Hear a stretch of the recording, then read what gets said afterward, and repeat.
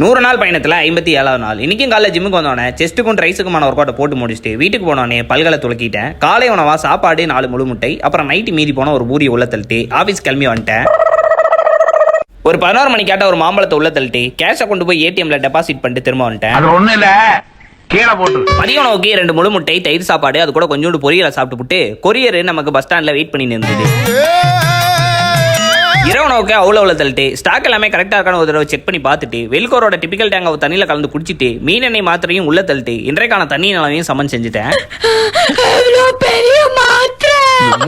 இதை பார்க்கும்போது ப்ராடக்ட்ஸ் எல்லாத்தையும் நானே தட்டி வீட்டில் கொண்டு போய் வச்சுட்டு வீடியோவில் மட்டும் ப்ராடக்ட்டை காணோம்னு சொல்லி போடுற மாதிரியே இருக்கும். ஆனால் நான் அப்படி கிடையாது, இது கொரியர் கொடுக்குறது. வீட்டுக்கு போன உடனே ஒரு கூடையில் கொண்டு போய் தக்காளிகளை வாங்கிட்டு வந்து ஓரமாக வச்சுட்டு இன்றைக்கான தண்ணி நிலவை மீண்டும் ஒரு தடவை சமன் செஞ்சுட்டு கூட இருக்க ஜீவனுக்காக சீம்பால் கட்டி வாங்கிட்டு வந்தேன். அதை கொண்டு போய் கொடுத்துட்டு இன்றைக்கான நாளை இனிதே முடிச்சுக்கிட்டேன். நாளைக்கு உங்களை சந்திக்கிறேன் நண்பர்களே. நன்றி.